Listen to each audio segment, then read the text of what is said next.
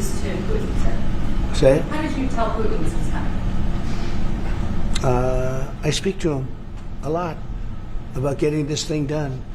And I always hang up and say, well, that was a nice phone call. And then missiles are launched into Kiev or some other city. And I said, it's strange. And after that happens 3 or 4 times, you say, the talk doesn't mean anything. My conversations with him are always very pleasant. I say, isn't that a very lovely conversation? And then the missiles go off that night. I go home, I tell the First Lady, I spoke to Vladimir today. We had a wonderful conversation. She said, oh, really? Another city was just hit. So it's like, look, he's, I don't want to say he's an assassin, but he's a tough guy. It's been proven over the years. He's fooled a lot of people. He fooled Bush. He fooled a lot of people. He fooled Clinton, Bush, Obama, Biden. He didn't fool me. But what I do say is that at a certain point, ultimately talk doesn't talk. It's got to be action. It's got to be results. And I hope he does it. It's potentially such a great country to be wasting so many people on this and the money. And look at what's happened to his economy. Look at what's happened. So, and with the threat in 50 days, yeah, the economy will be hit very hard. I mean, look, I hope he's going to do it. He knows the deal. He knows what a fair deal is. If there is such a thing as a fair deal, there's no winners here. This is a loser. This is a loser. And I dealt with him from the beginning. It wouldn't have happened, but I will say Ukraine was the apple of his eye. We talk about it. It was the apple of his eye, but it wasn't going to happen. And he understood that. It wasn't going to happen. And then I noticed, after I was out, I noticed soldiers forming at the border. Yeah. And then I heard horrible, stupid things being said from the other side.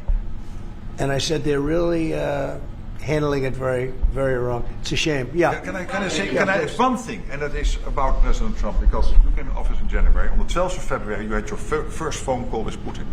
I think you did exactly what I hope you would do. That is breaking the deadlock, starting the conversation, because you have to test him. I know Putin very well from the days when I was Prime Minister in the Netherlands. You have to test him. And you did this, and you really gave him a chance to be serious, to get to the table, to start negotiations. Steve Witkoff, Marco Rubio, we all tried to help you. But you've now come to a point where you say, well, hey... We actually thought we had probably 4 times a deal. Yeah. I mean, you were called and you said, this looks good. Yeah. And then the deal wouldn't happen because bombs would be thrown out that night and you'd say, we're not making any deals. It was like...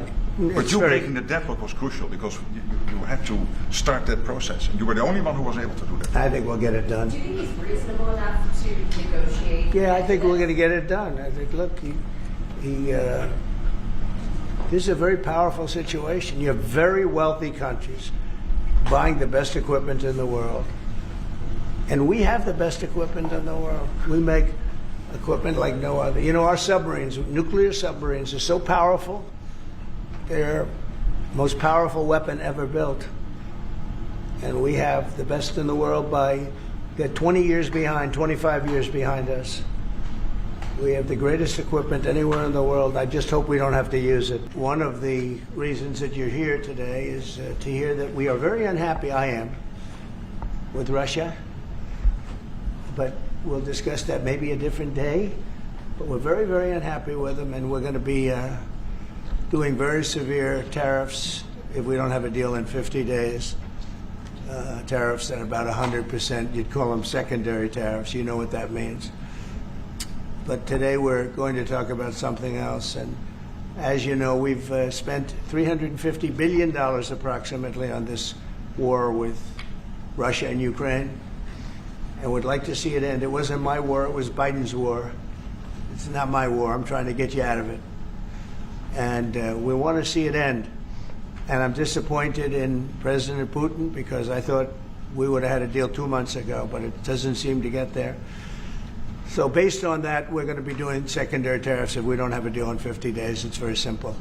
And they'll be at 100%. And that's the way it is. That can be more simple. It's just the way it is. I hope we don't have to do it. Mr. President, is it your view that Vladimir Putin mischaracterized his dedication? What? Is it your view that Vladimir Putin misguided, Did he misguide us? Did not clarify his intention Yeah. to appease. Well, And what happens now in the next phase? Is there- you're going to see. I mean, we're going to go for a period of time. Maybe he'll start negotiating. And I think I felt, I don't know about you, Mark, but I felt that we had a deal about 4 times.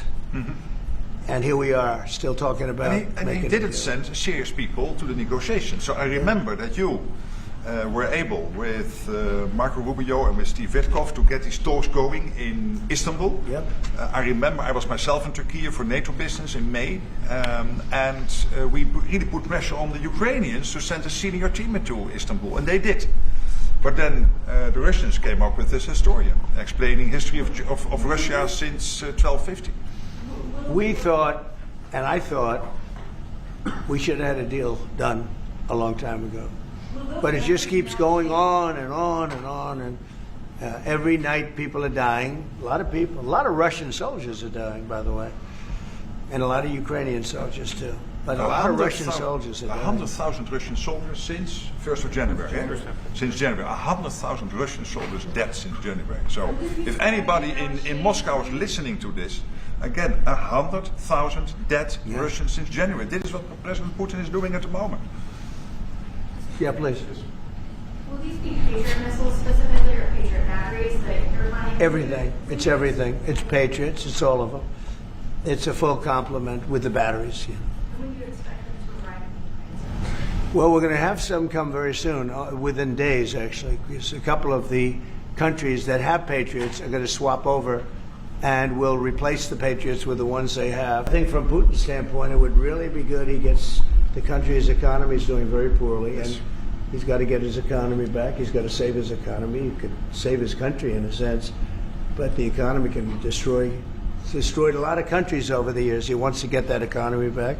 And, you know, he's got a great country for trading and other things. If they could use the assets instead of war, he's got some tremendous potential. That's what I would say.